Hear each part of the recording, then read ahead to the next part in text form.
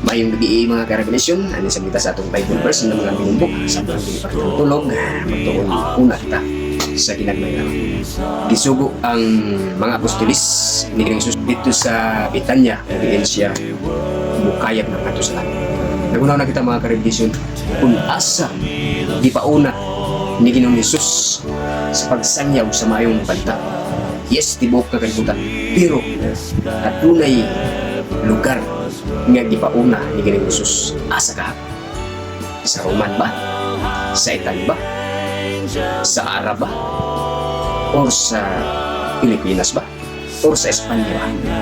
Karon, para mawala atong kalibog, atong patubagon ang Biblia. Okay.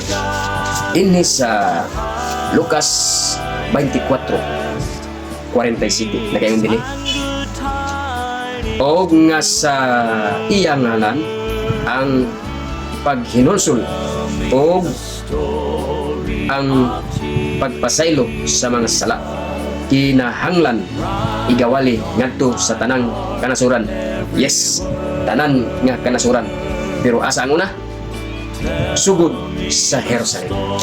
Mga karevelasyon, karon atong nasayran, meaning mga karevelasyon, iuna gayud ang mga Hudiyo sa pagwali sa mayong balita.